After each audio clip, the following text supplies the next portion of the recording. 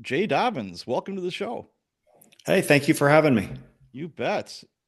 First I have to thank Steve Gold over at the Things Police See podcast for the interview. I absolutely love Steve. He's a super guy, and I we do trade, like guests every now and then, and I'm very, very happy and excited about this one. So let's see here. Let's start out the interview. I want to acknowledge your wife and kids, who I think, I read your book, No Angel, and from reading this, and you were very honest and open about what your family went through when you were going through Black Biscuit. And I really, you and the other agents did heroic stuff, but I thought they were like the real heroes. Yeah, my story has heroes in it. I'm not one of them. My wife and my kids, my family, they're the heroes of my story. I know what a hero looks like. I've walked alongside heroes. I've worked with some heroes. I definitely am not. I've gotten too many things wrong and made too many mistakes to put myself or to be labeled as a hero. But my wife and kids definitely are the heroes of my story. Yeah, it just, and we'll get into this a little bit later, but I wanted to start out with that acknowledgement because what they have to go through just in regular police work is super tough. But then you compound it with an operation like you were on, and we'll get into, Black Biscuit and how that just puts such a strain on your significant other and your kids, and the workload of having a family falls on one, on their shoulders. So that's, yeah, I can't say enough good things about them. Well, I think that for any of us that are in this profession, um, our families sign up for a husband or a wife or a parent or to be kids. They don't sign up for all the things that come with the job. Not at Um, all. And I've had personal experience where you go through a fatal encounter. Now all of a sudden, like kids at school are talking to your kid, and it's like, well, your dad's a murderer. I saw him on news last night. Of course, he's guilty of this, that, and the other thing because the news has, said so. And the stress and pressure that comes to these children is unbelievable. And then, you had a unique situation. Like I said, we'll get into it, but every day, just they don't, like you said, they don't sign up for that. And when you're a rookie and everything's, sunshine and roses and everything's, super awesome, it's like, oh, this is gonna be great, and you just don't see that coming down the road. But yeah. yeah, that's tough. So I want to start out. Where did you grow up? Well, I was born outside Chicago, right across the state line in Indiana. I lived in Highland, Indiana, Okay. for the first 10 years of my life. My folks moved us out here to Arizona. My dad was a carpenter. He came out here looking for work. And so I grew up in Tucson. I went to high school here. I went to college here. So Tucson's home. Okay. Where did you go to college? I went to the University of Arizona. Okay, cool. Now, Yep. you were an athlete. Wildcats, bear down. You were an athlete, and football was your game of choice, correct? Yeah, I was a football player as a kid and through high school and college. And really, I only had one plan A as a young man, and it was to play in the NFL. That was my goal, my drive, my focus, my obsession. Wow, that is a lofty goal, I will say that. What position?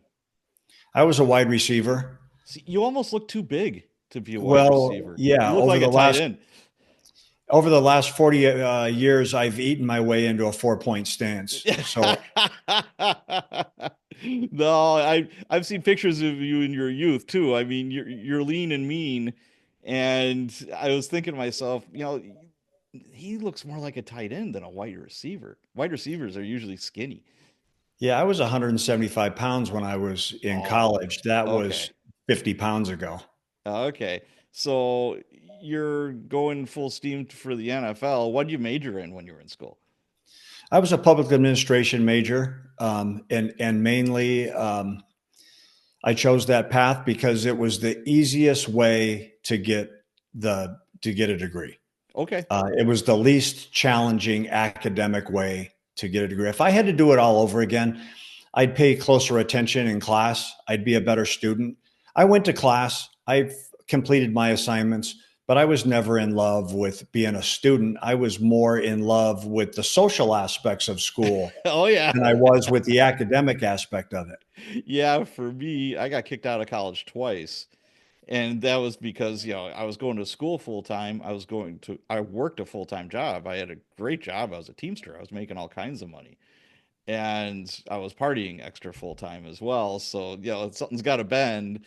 And I'm sure with football, that's all encompassing. They try to accommodate, the football players and the student athletes, but obviously the front seat is, the football, and the academia is in the back seat.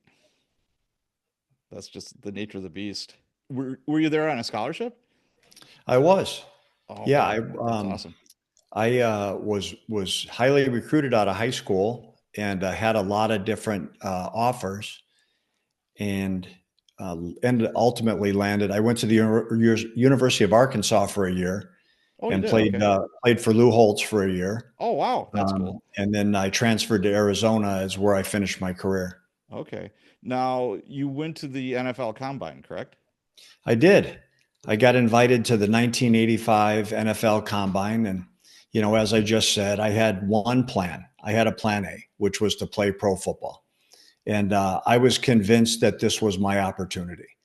And so I showed up at the combine with this intention to show off and to make my name and to make my dreams come true.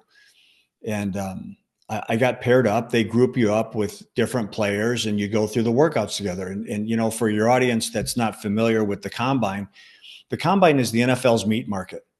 You get tested, weighed, measured, evaluated, and you're being looked at by general managers and coaches and scouts and owners. And they're all trying to decide whether you are worthy of being a part of their organization. And so you go through this myriad of tests. And I was grouped up with some guys like my size, my physical stature, guys that I'd never heard of. One guy that was in my group went to Kutztown State. I remember shaking his hand saying, "Man, I'm not sure where your school is." And he's like, "Yeah, we're in Pennsylvania." And I'm shaking hands with him thinking, "Today I'm going to whip your ass. I'm going to Right. show everybody what I'm about." Another guy went to a little school in Mississippi. And so we start working out, and 10 minutes into the drills, my dreams crashed. Oh, Like no. I couldn't do what these guys that I hadn't heard of could do. I was like, it took 10 minutes to realize, I don't think you're going to play pro football. Oh. Well, the guy from Kutztown State was Andre Reed, Oh, who geez. played for 15 years for the Bills and Oh, in yeah. four Super Bowls. And the guy that went to the little school in Mississippi went to Mississippi Valley State. It was Jerry Rice. Oh, It was shit. the the greatest pass catching machine in the Oh, history of hell yeah. football. So I wasn't evaluating myself against the fairest competition, but nonetheless, I couldn't do what those guys could do. Like a lot of young people, I had to reset my dream. I had to reset my goals and objectives because they weren't working out the way I wanted them to. Things don't always go the way we plan for them to.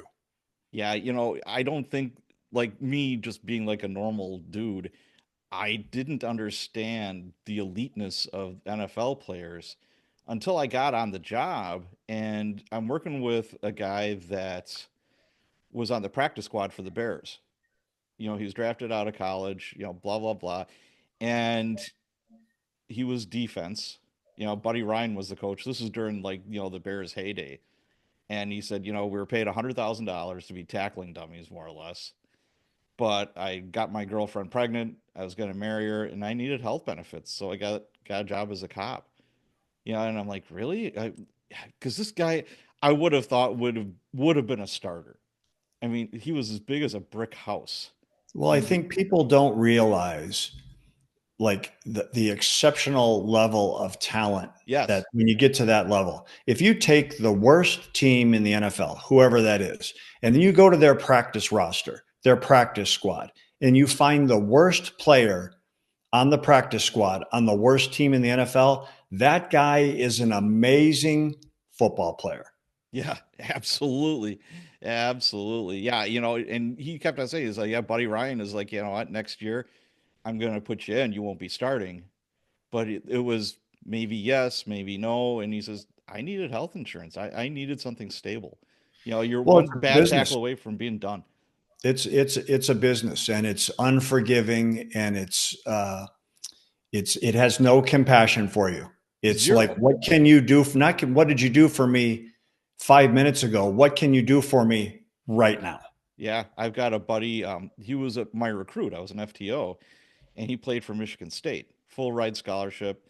And he went from being on a yacht talking to the Bears and the Dolphins. They wanted him. They're fighting. They're literally fighting over him. He didn't graduate yet, and he broke his knee in half. I think it was a John Hancock Bowl, and everything was gone. He went from the very top to the very bottom in a split second. Well, I think that I found that people that are involved in team sports, football was my experience, and people that were involved in the military that understand we don't accomplish anything in life ever of significance by ourselves. It's always with the people that we're surrounded by. Those are the people that are most successful in the law enforcement profession because they get it. The same rules apply to law enforcement. We never accomplish anything of significance by ourselves. It's always a team effort. Yeah, there's support. There's a support. And I don't want to give away like tradecraft or anything like that, but you're never out there alone. Alone. There's always a team, no matter how big or small. It just, yeah.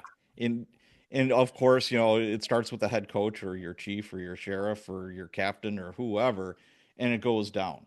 I'm a huge believer in leadership and proper leadership, and it really shines. But yeah, when I was reading the book, you're talking about Jerry Rice and Al Toon, and when I got out of college, I did graduate. I had a degree in sociology, and that made me marketable as a restaurant manager, a used car salesman. That's just the way it is. And back then, it was the competition for law enforcement jobs was really, really tight. I waited. I was 24 years old when I graduated. I didn't get on the Milwaukee Police Department until I was 30. I was on a waiting list for 4 years. So I mean, it was something else. So I'm selling cars, and Al Toon calls me, and he's, hey, this is Al Toon. I'm looking at this minivan, blah blah blah. I'm like, pump the brakes. Are you really Al Toon? He says, yeah, I'm Al Toon. I'm like, so I just, I sold him a van, and we started talking, and he was. This is just when we were figuring out concussions. This is like the early '90s, and he's like, man, I can't go to the like amusement park with my kids or even a park if there's anything moving around. I just start throwing up violently because I've had so many concussions.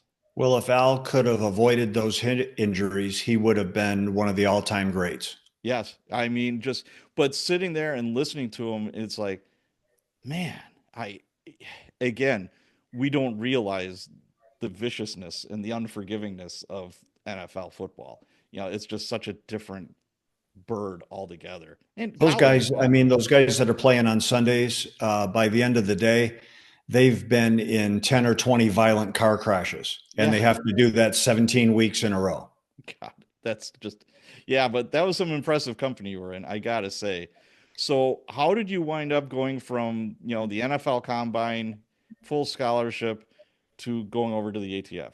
What was the path there? Well, the path is a little bit hokey, but nonetheless true. At that time, we're talking mid '80s. Really, all we'd ever seen as an audience of Hollywood and television was procedurals. We'd Right. seen uniformed cops on patrol and detectives responding to crime scenes, and then mid '80s, Miami Vice came out. Yeah. And we saw this different side of law enforcement. We saw Sonny Crockett rolling around South Beach in a Ferrari or Lamborghini or whatever he had. And, he's meeting with these kingpins at these narco mansions. And it's glamorous. He's got a Hugo Boss suit on, and he's got the shoulder rig, and he's got these stripper models bringing him mojitos at these narco mansions. And it was sexy and it was glamorous.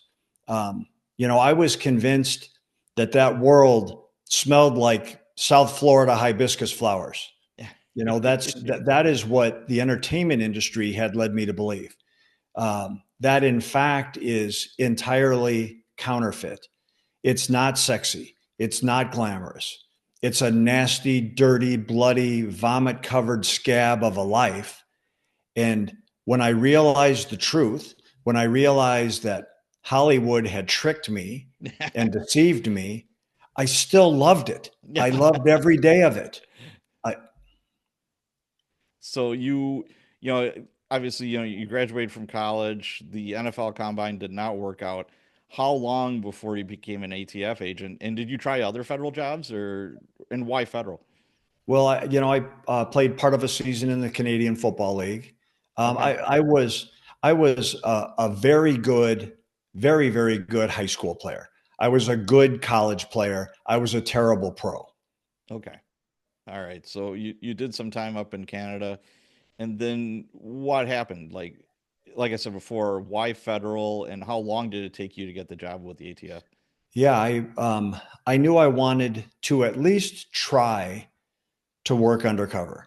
I didn't know if I'd be any good at it, but I knew that that was my focus. And so ATF had the premier undercover program in federal law enforcement. The agency had relied on undercover work. There was exceptional, historical, legendary undercover figures that came before me and had paved the path and set the stage. And I wanted to emulate that. I wanted to learn from them. I wanted to. My biggest superpower in undercover. I was never the best undercover agent out there. I've never promoted myself to be. There's dozens of operators who I believe to be better at it than me, but I was always willing. I raised my hand and tried to insert myself into every single undercover opportunity that I could find because that's how I was going to learn. That's how I was going to improve and like hone that trade craft of undercover work. So when you got on the ATF, were you married at the time, or I was, okay? but I instantly started pushing myself towards the undercover world and Okay. asking questions and begging into operations. And, you know, as you know, and as your audience knows, undercover work is nothing more than a tool in an investigator's toolbox. Right. There's dozens of ways to investigate a case. I'm biased towards undercover work. That was my career. It's hard to replace taking a living, breathing, trained law enforcement officer and then putting them next to a criminal or inserting them into a crime scheme or a criminal organization, and then having that person report back out to a case agent, ultimately a prosecutor, ultimately to a jury and to a judge. All those things that they saw and touched and smelled and experienced, and be able to raise your right hand and testify to that. But with that comes the risk. You're taking a living, breathing human asset and putting them in harm's way. All right. Well, talking about harm's way, your first foot chase as an ATF agent. Tell us about that. I got hired on a Monday. I raised my right hand. I took my oath, like we all do. And I was immensely honored to be asked to stand up for the people in my community, the good and innocent people there, the peaceful people there, and take a stand against the predators. Um, that was a privilege for me. It was an honor to wear that badge. Um, 4 days later, on a Thursday, I was part of an arrest operation. I didn't know nothing from nothing. I didn't know the job. I was about as far removed from the point of that operation as you could be. And the suspect ran. And so as part of the foot chase, I dove in. And like I wasn't fast enough to be an NFL player, but I was fast in Copland. Oh, I I bet. was Yeah. faster than most of the people I was working with. Um, the suspect ran from us and hid. And in this search for him, I got isolated and basically stumbled across him almost accidentally. And the suspect came up out of the weeds. He had a gun on me, held a gun to my head, basically took me hostage.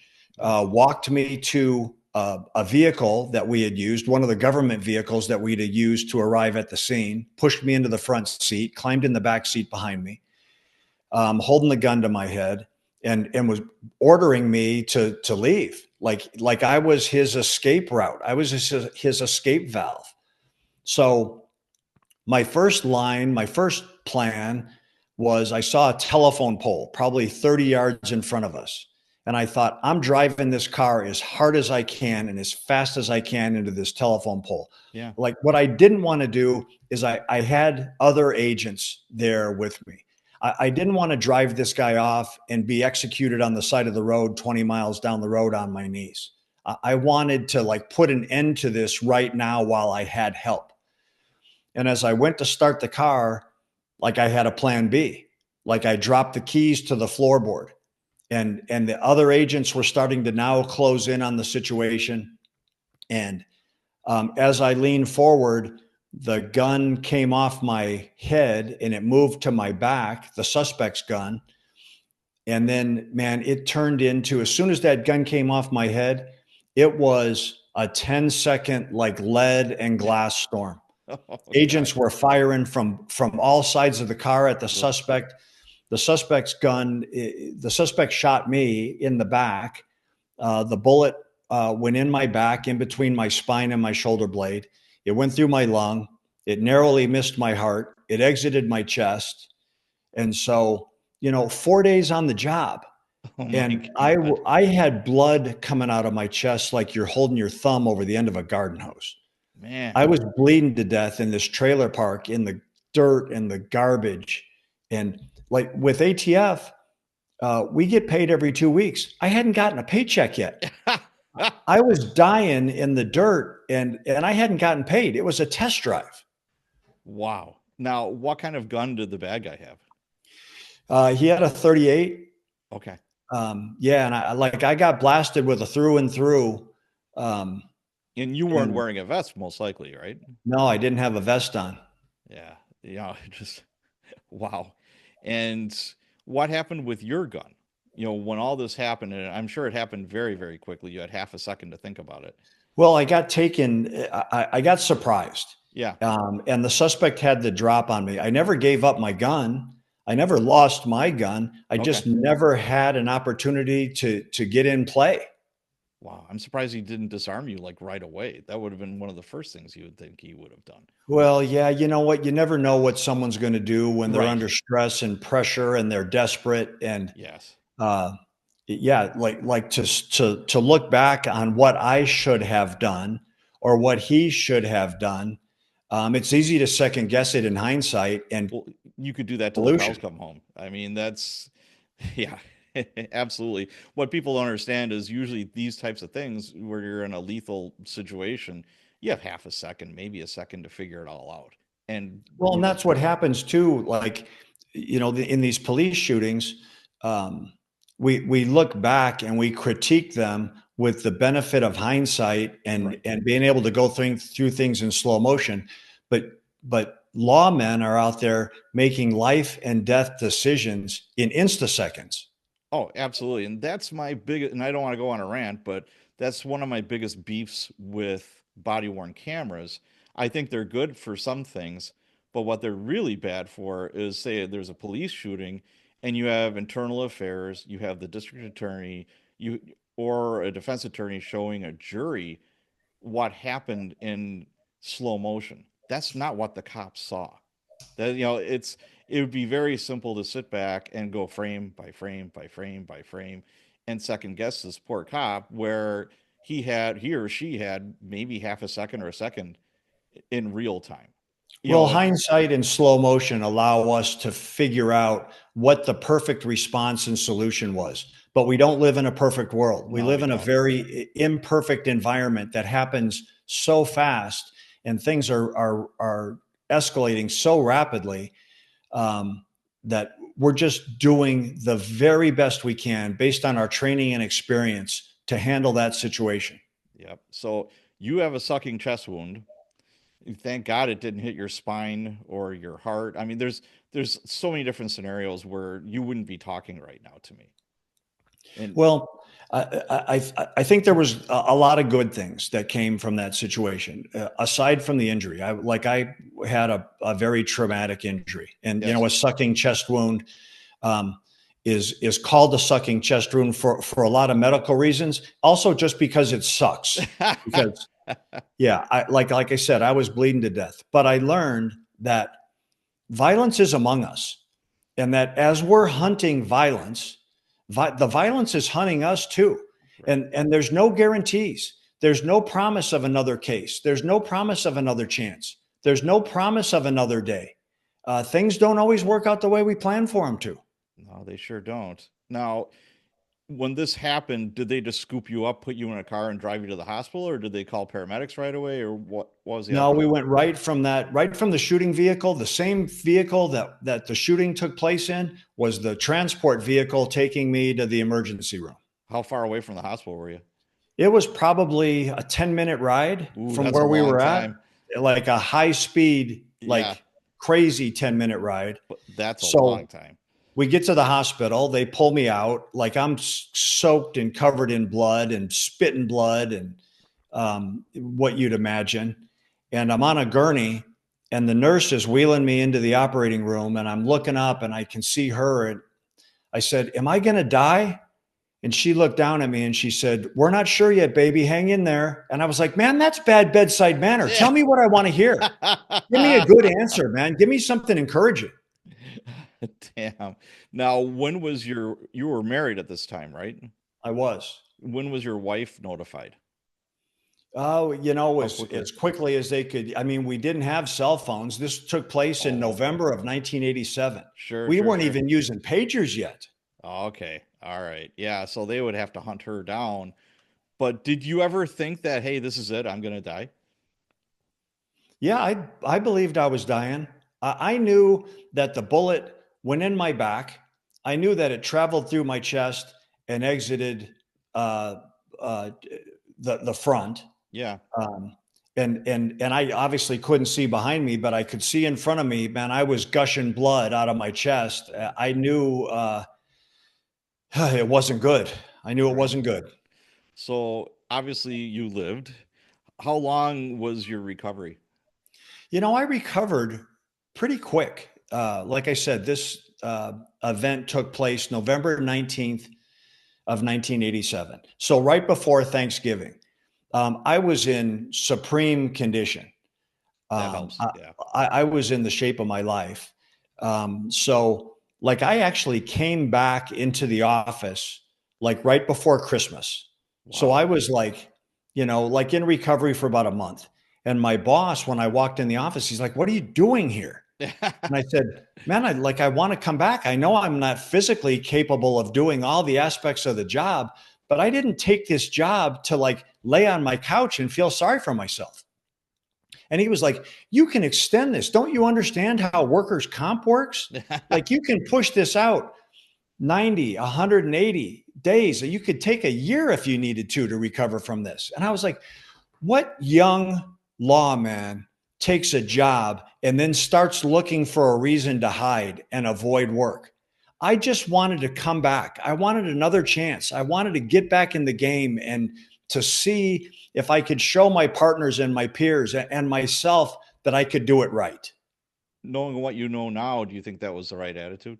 It was 100% the right attitude. Like, get back in the game.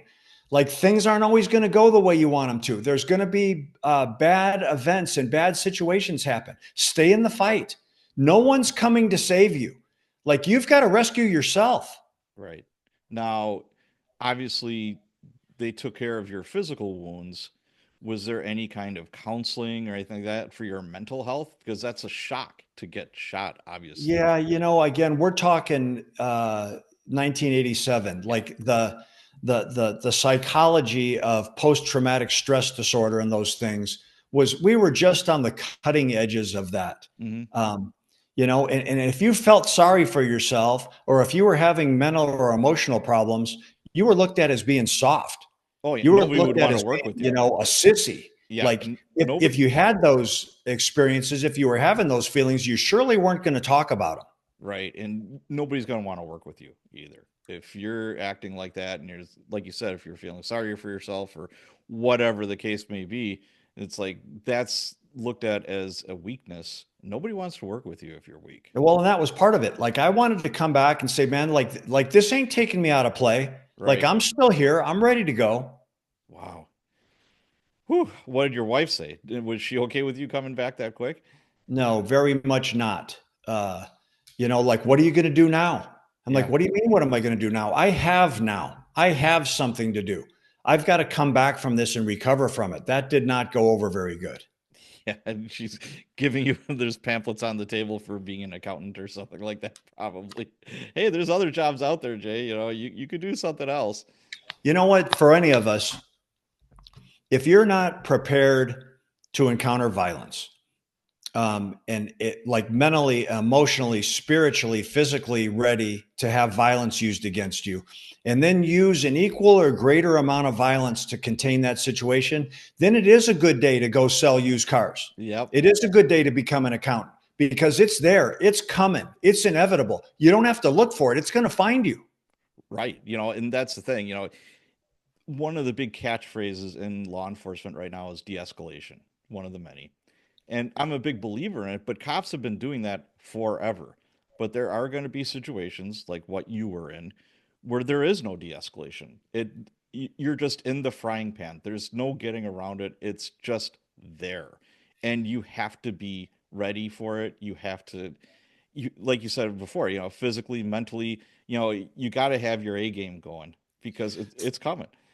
For every traumatic law enforcement event that we critique from the outside looking in, that society critiques, that culture critiques, what they ignore is the 10,000 events that took place that day that were de-escalated and that Yes. were resolved peacefully. No one talks about those. No one pats you on the back for when it doesn't break bad. Yeah, I've worked with guys and gals that could either A, talk themselves out of almost anything, where you're like, oh yeah, this is gonna be brutal. This is gonna be a battle, to or you were working with a person that could make Gandhi a fighter. It's like, shut up. Usually it was a rookie. And it's like, you know what? After your first couple of big brawls, it's like, I don't want to do this anymore. It's like, if I have to, yes, yes, I will. I'll take care of business. But if I could just put handcuffs on this guy and have him be my best friend, boy, life is a whole lot better.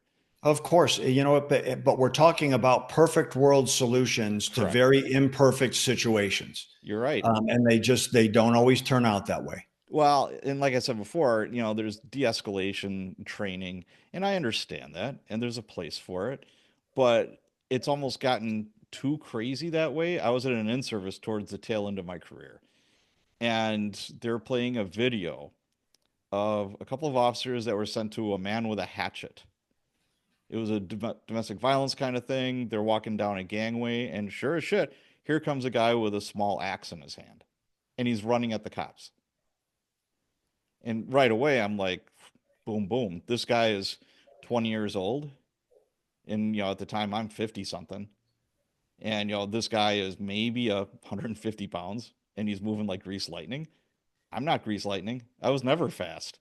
It's like, and the officers that were there, one literally ran away and the other one was being chased around the squad car by this guy with an axe. But he was like this super stud, athlete, blah, blah, blah.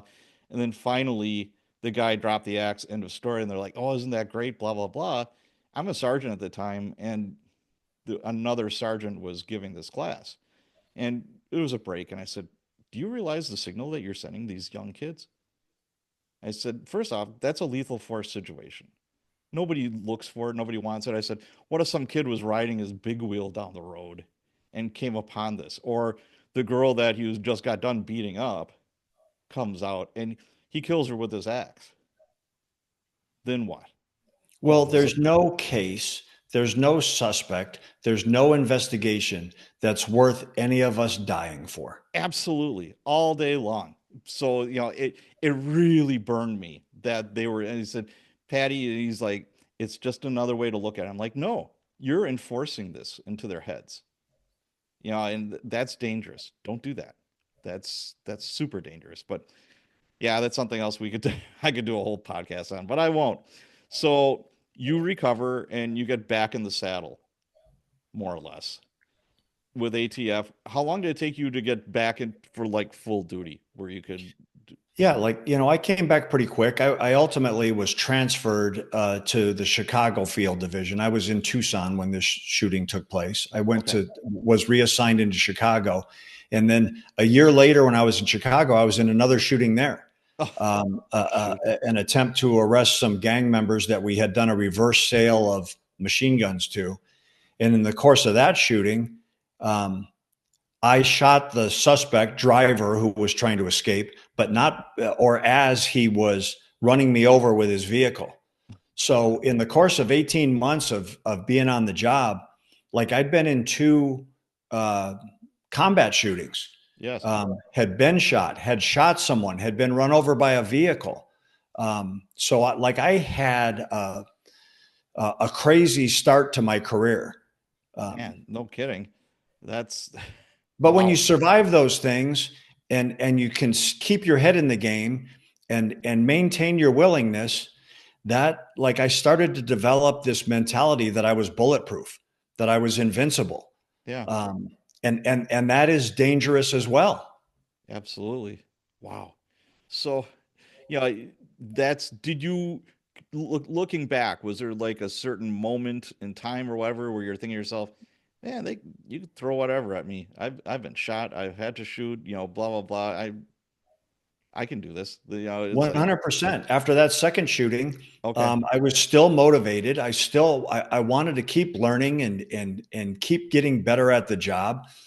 And I was refusing to lay down for any of it, refusing to hide. I wasn't looking for some safe place to like sit at a desk and be a desk cop. I wanted to be out in the weeds. I wanted to have dirt underneath my fingernails. Um, and so like I just kept driving forward towards that. And I was relentless. And my biggest asset was willingness. Like I raised my hand for everything. I never assessed like, does this make sense? Is it safe? Is it dangerous? What is the, like, I had no risk meter. Okay. Your poor wife. Was she aware of this personality quirk? Well, she figured it out pretty quick. I'll tell you that. Okay. Boy, that's tough. That's super tough. So you're in the Chicago office, then you wound up going back to Arizona. Let's talk about the Hells Angels. Now, how long were you in Chicago before you got transferred back? I was in Chicago for about 3 years. Okay. But before the Hells Angels case, before that opportunity was presented, like I'd already developed 15 years of undercover experience. Oh, okay. Um, that is what I did. Like I reinvented myself when I came on the job as this gun running, debt collecting hitman. I had bought uh, guns from handguns to shoulder launched rockets. I'd Wow. bought bombs from homemade PVC pipe bombs to servo activated remote control C4 devices. I'd bought narcotics from dime bags and 8 balls to cartel level dope. I'd infiltrated home invasion crews. I'd worked as a hitman in murder for hire cases.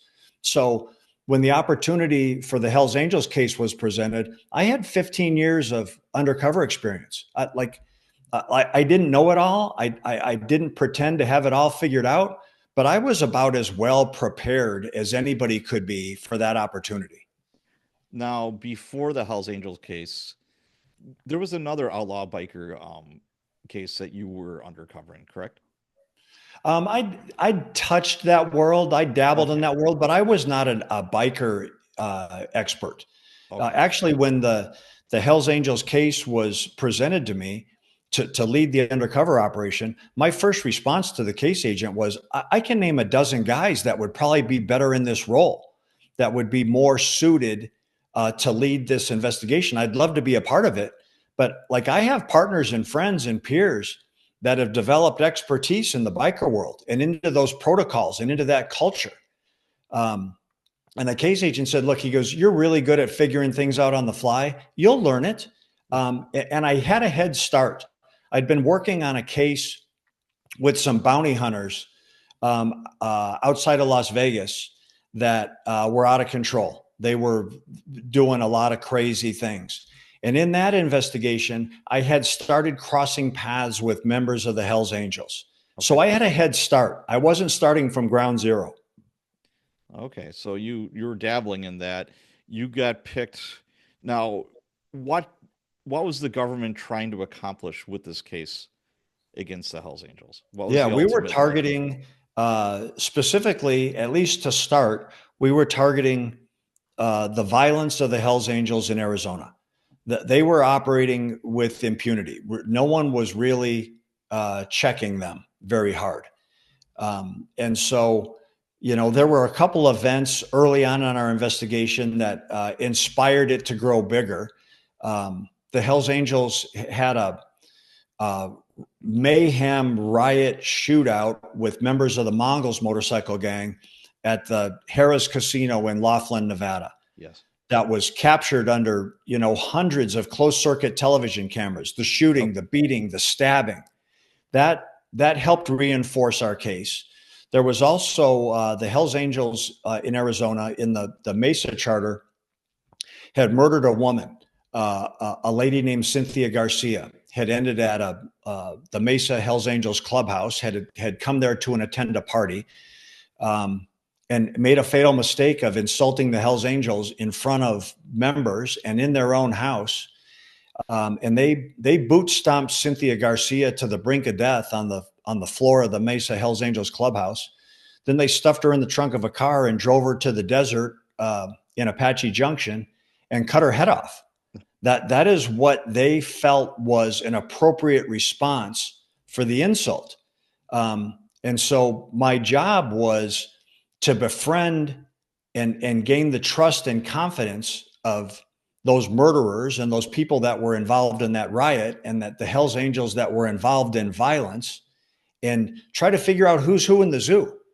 yeah, yeah. Um, Now, how Not many? every Hells Angel I crossed paths with was a murderer or a rapist or a gun runner or a drug dealer or uh, I wasn't interested in them.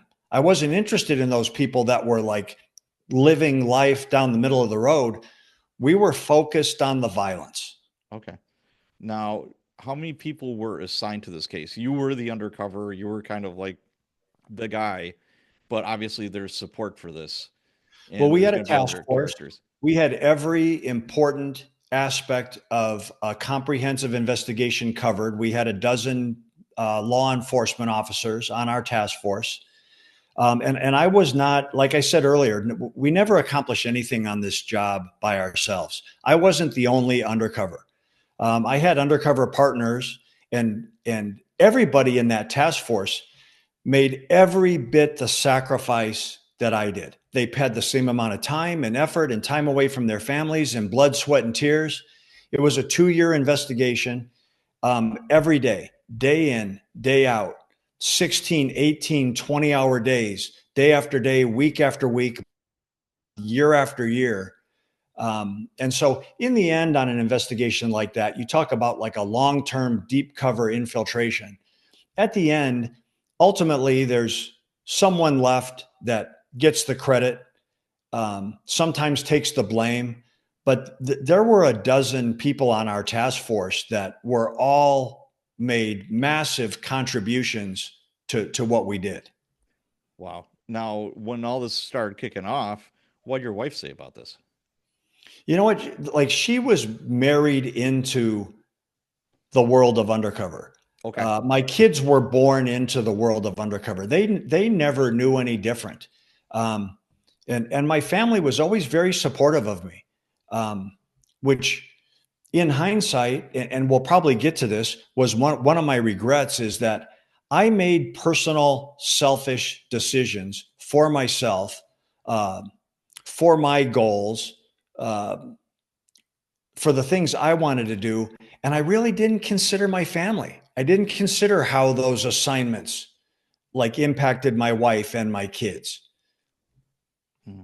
Okay. We will talk about that a little bit later, but I want to touch back to the Hells Angels. There's such a subculture with that, and there's some vocabulary that I think people would need to figure out as well. You can't just walk in and say, "Hey, I'm Bird and I want to be a Hells Angel." It doesn't No, work you like don't that. knock on the clubhouse door and say, "Hey, where's an application? I'd like to join." Right. So It doesn't work that way. what was your path to getting into that inner circle? Well, initially, it was a double infill. We had our plan was to first infiltrate a biker gang known as the Solo Angels that were based in Tijuana, Mexico. We had an informant that gave us some handshakes, and we infiltrated the Solo Angels not to investigate them. They were their own syndicate, but not to investigate their crimes, but to use that patch, to wear their patch, be a member of that gang for credibility, street cred in the eyes of the Hells Angels. So Okay. that was step one.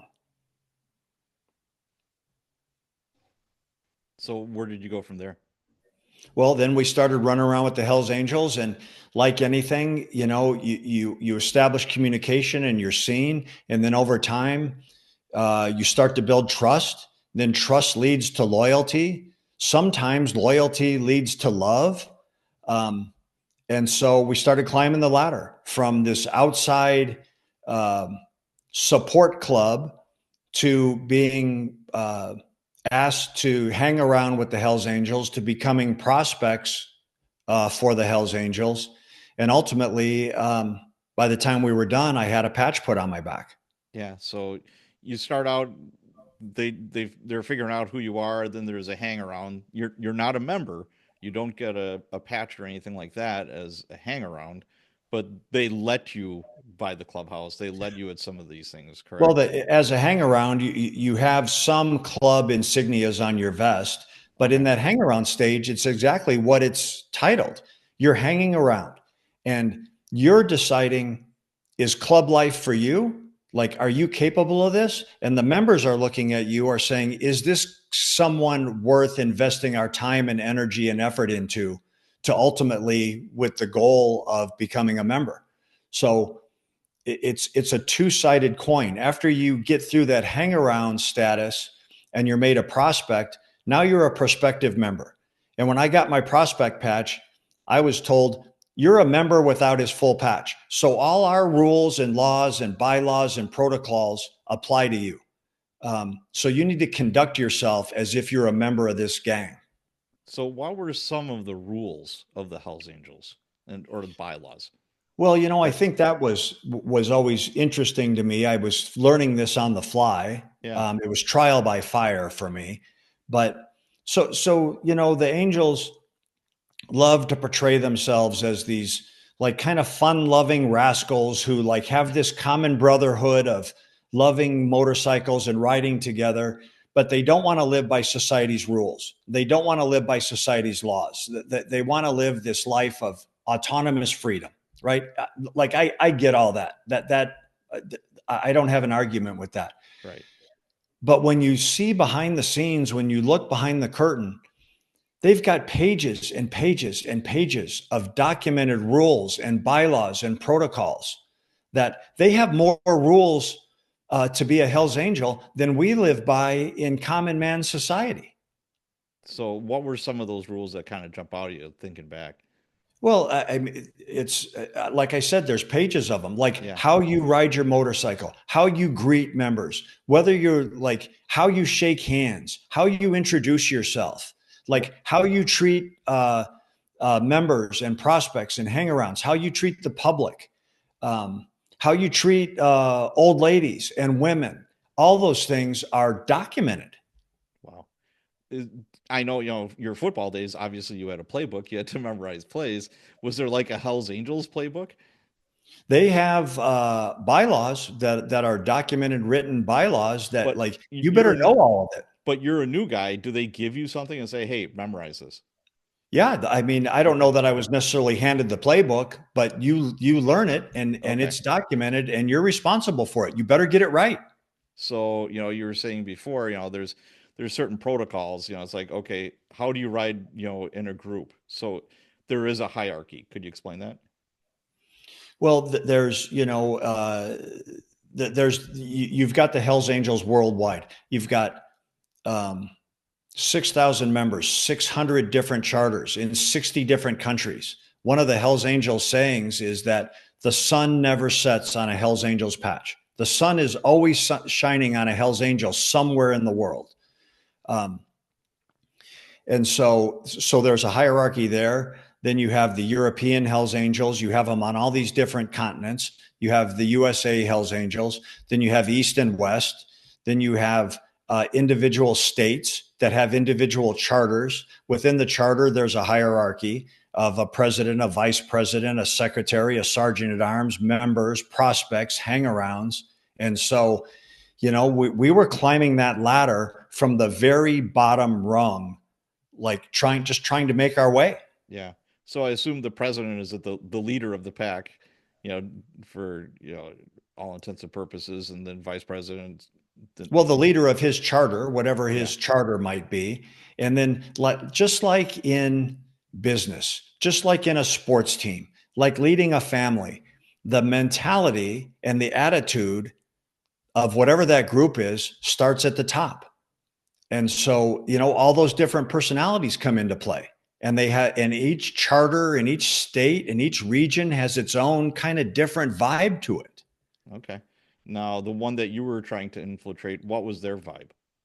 Well, we started in Mesa, um, and Mesa was a very powerful, successful, high profile charter in Arizona. Mesa is a suburb of Phoenix. Yeah.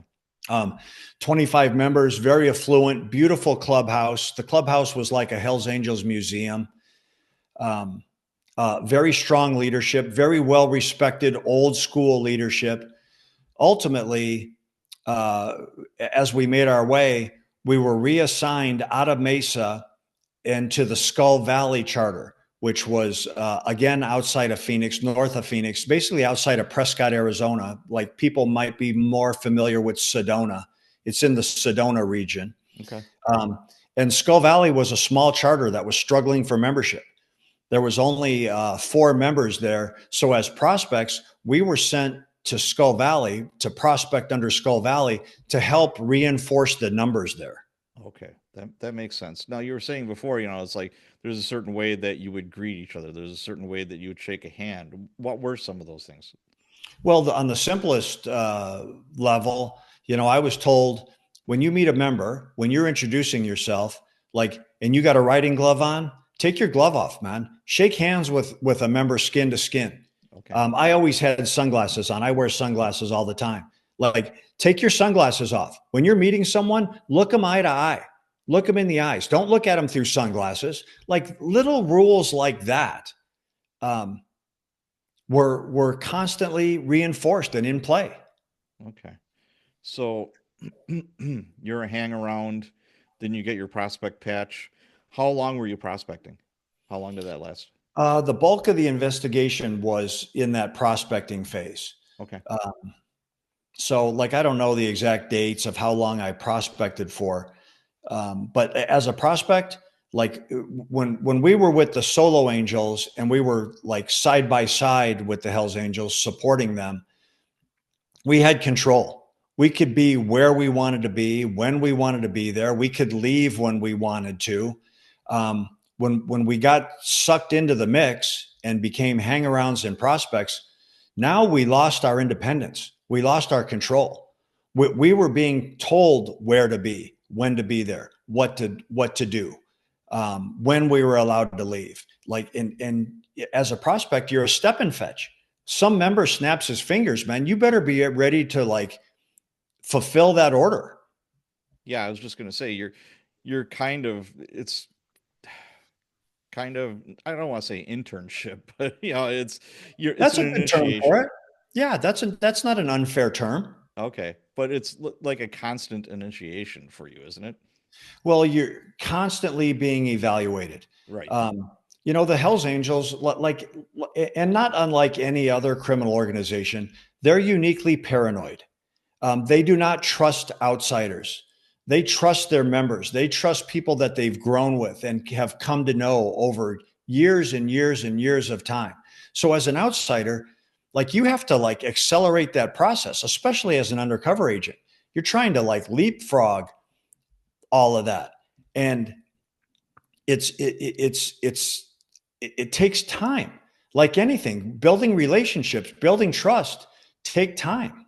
Now, as a prospect, and like you said, there's this trust building, and there are criminality aspects to this club.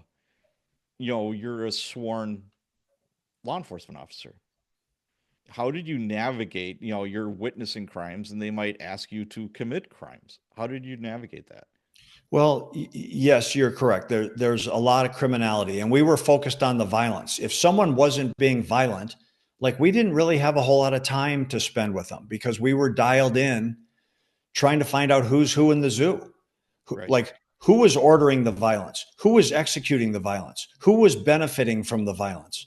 So in that process, yeah, you're in a violent world. During the course of that, our infiltration case, there was 8 or 10 different murders of members of the Hells Angels in all different kinds of situations, and retaliations and paybacks and drug use and assault and shootings and beatings and um, narcotics trafficking and gun running and explosives. And it was 2 years of chaos. Well, let me ask you this. It, through those 2 years, like I said before, you're a sworn law enforcement officer. How close did you get to, I got to take off this patch and put on the badge and enforce the law? There's a certain line that is going to get crossed, and I can't go back. You know, Well, on the big picture, in this case, in Undercover World, you're in essence sanctioned to live a life of crime by the United States government. You have to live a life of criminality to be believed and to make your way. Um, so those events are presented, and then you rely on your training and expertise and experience, and sometimes the expertise of others for guidance. I had some hard rules for myself. I wasn't going to watch someone be murdered in my presence. I wasn't going to watch a woman be raped in my presence. I wasn't going to watch a kid be beaten in my presence. Those are things that given those situations, I would have had to come out a role for to try to contain and to put an end to. But I figured everything else, man, you're going to figure it out on the fly. And yeah. that's what I tried to do. How Some close days did I you? got it right. Some days I got it wrong. How close did that ever coming to fruition for you? Where you're like, oh shit, I got to be a cop now. Well, there was one event, just in specific. There were multiple events, but Yeah. specifically one event. I get a call from the leadership of the Skull Valley Hells Angels. Get to the clubhouse and bring your hardware. Hang up the phone with no um, other direction in it. Yeah. So I show up, and then I'm advised that the Banditos Motorcycle Club is going to be making a pass through Las Vegas, and they have not received a hall pass. They've not received permission from the Angels, and the Angels believed that they owned Nevada. And so my instructions were, we're going to Vegas. We're going to confront the Banditos. You're going to be on the point. And if you don't shoot them before they get their kickstands down, we're going to shoot you. Okay. So on this path between Skull Valley and Las Vegas, which is 3 or 4 hours, I was able to get a hold of my case agent, give him a briefing on what's going down. My case agent jumped ahead of the scheme and coordinated with the Vegas Metro Police Department. They found this pack of banditos. Everything was coming true. They found this pack of banditos. They traffic stopped them, held them short of where the ambush location was going to be. But in the eyes of the Hells Angels, I was there. I was ready to go to work. I was Right. ready to take care of business. So, like, ultimately, it was a successful scheme that we used their plan against them. Wow. There's so, thinking about that, there's so many different ways that could have gone sideways. There's so many different ways that, all this, a 2 year investigation would just be over in a blink of an eye. Well, like my personality, one of my personality flaws is that I'm a control freak. Okay. Um, and I was in an environment where I couldn't control anything. Yeah. I was constantly reacting. Um, we tried to stay ahead of the power curve. We ran skits, we ran plays, which we call street theaters. And in those a street theater is where someone forms an inaccurate conclusion based on an accurate observation. So I would allow the Hells Angels to see me in a narcotics transaction, in a gun transaction, doing a debt collection, in these various elements of crime. What they didn't know is that I had made them basically characters in a skit, and those gun transactions and drug transactions and debt collections were being done with other undercover operatives, Gotcha. so that we were creating the illusion of crime without actually having to be involved in Doing the the actual actual crime. crime. Yeah, absolutely. Wow, that's And a the more lot we of did work. those, That's the a more ton of of those work, it street looks like. theaters we ran, Yeah, the more credibility we gained sure. and the more they were talking about us. I saw Okay. Jay Bird do a drug deal. I saw him buy machine guns. I saw him do a debt collection. So they were promoting my persona as much as I was promoting it. Yeah, absolutely. And what people don't realize for anything like that, all the manpower that goes into it, all the planning that goes into it, it just doesn't happen. Well, and the challenge of staying fluid in the undercover game, like in law enforcement, knowledge is power. The more we know, the more we can control, the more we can contain, the more efficient we are, the better we are. But in the world of undercover, it's very fluid. You think you're heading east, and you get a call, and you're heading west. You think you're meeting with suspect A, and you're meeting with suspect Y, Yeah. and you're constantly uh, evolving and constantly changing and constantly adapting. And so that's where that experience and training and expertise and knowledge come into play, because you're referencing past events in your career, in your life, hopefully holding on to the things that worked well, that worked for you, and eliminating those prior mistakes. But like I said earlier, every day was a new challenge. Like, I'm very much a common man. There's nothing special about me. I was placed in very uncommon situations and just did the best I could. And there's days when I succeeded and got it right. There's days when I failed and got it wrong. Gotcha. Now, you're, yeah, I want to say, you're balls deep in this whole investigation. You have this persona, you're Bird. By the way, where did that come from? That nickname, Bird? I'd been Jaybird since I was a kid, since I was Oh, a okay. baby. And so I just kept it in play. All right, gotcha, gotcha. Now, and we can talk a little about this a little bit later, but you're really getting into the role. Family life, your wife and family are kind of being pushed to the side for this investigation. And you're trying to be a good dad. You're coaching T-ball or trying to do other activities with your family. How did you balance this or attempt to balance it? Well, that's a good question, and I have a very unflattering answer. If I don't tell you the truth, if I don't speak the truth and speak with honesty and transparency to you or to your audience, then none of it counts. None of it's real. So how did I balance it? Like I didn't. I was all in. Um, I abandoned my family for this role and for this case. I came home one time. I'd been gone for an extended period of time, living in the undercover house. And my wife tells me, "You cannot be gone and walk in this and speak to me and the kids like we're street gangsters." And so, in my defense, I said, "I'm not a light switch.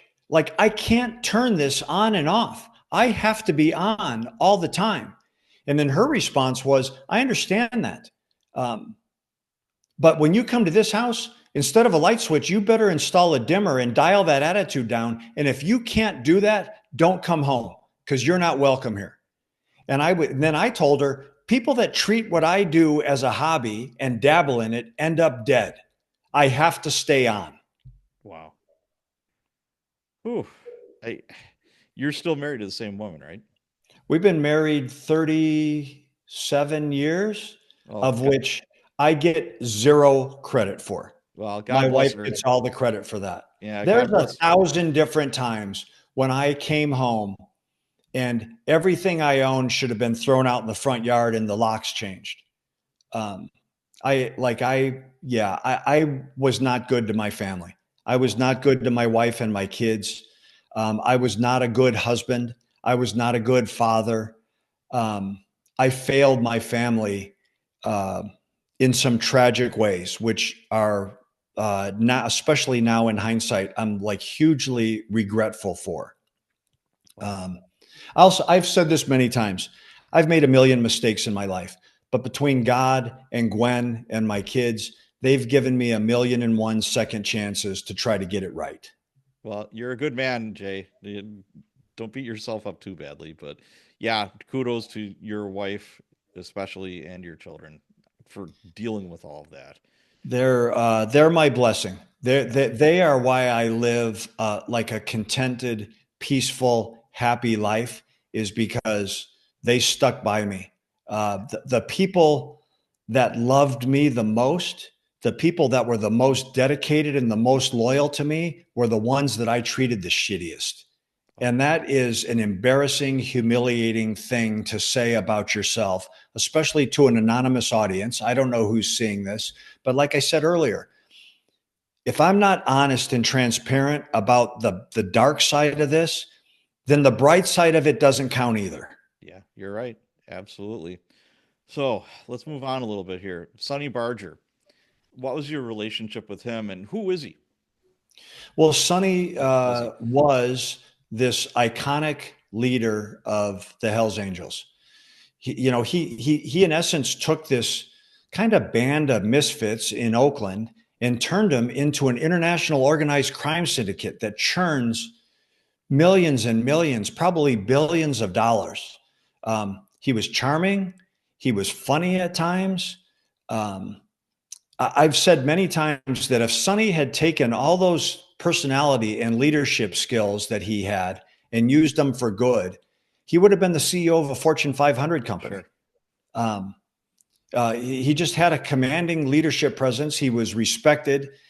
He was iconic, not just in the Hells Angels world, not just in the biker world, but worldwide. People knew who Sonny Barger was. You know, Sonny passed in 2002, I believe. Um, and when he died, this long-standing, iconic father figurehead of the Hells Angels passed with him. Now, you met him a couple of times, right? Yeah, I associate with Sonny. My interactions with him never escalated to the criminal element. They were more social with Sonny, but I found him to be a pretty likable, charming guy. Yeah. Um, Now he had sanctioned murders and violence and all these things over the course of his history with the Hell's Angels, but um, Sonny was the epitome of a true believer. Like the Hell's Angels were his religion. There was nothing more important in his life than that Hell's Angels name, that top rocker, and that Death Head center patch. Everything else came second. Gotcha. Now, I was listening to the book, No Angel, and I started with the audiobook, and I liked it so much I got the paperback. And I was listening, and I forget where I was, but I started laughing out loud. You know, you're talking about Sonny's cancer kazoo because he had stoma from throat cancer, and I'm thinking to myself, only a cop would say that. Oh my god. Well, yeah, Sonny was like a heavy, heavy smoker especially when he was younger, and he had gotten throat cancer, and they had, operated on him, so he had to speak, by covering that throat hole in his throat. You know what? Like I regret like using that. There was like I don't feel good about. I wasn't mocking him. Um, it's just who he was, Sure, who he sure, was. And I, you know what, I probably should have found a better way to characterize him than that. gotcha. You know, Now, no one deserves to be mocked. And I've said this many times and I lived it as well.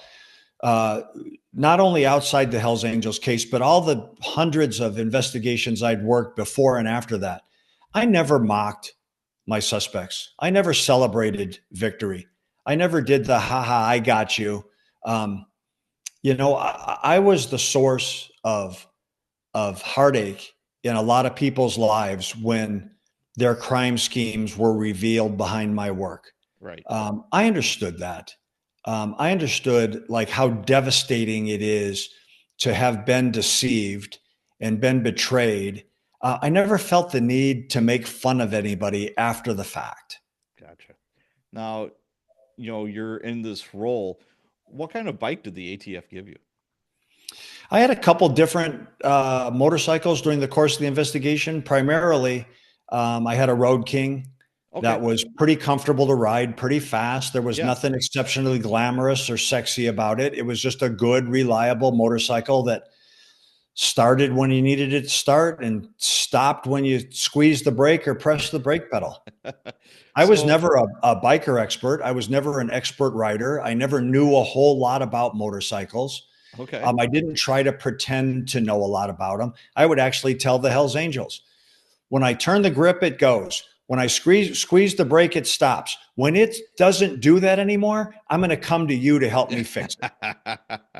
Yeah, and iconically, it's mostly Harleys, maybe some Indians for the Hells Angels and most motorcycle clubs across the country. Well, we talked about their protocols and their bylaws and all those things. Yeah. Um, a part of that is that you have to have an American-made motorcycle. So the Indians and the Harleys were predominant because they're American-made motorcycles.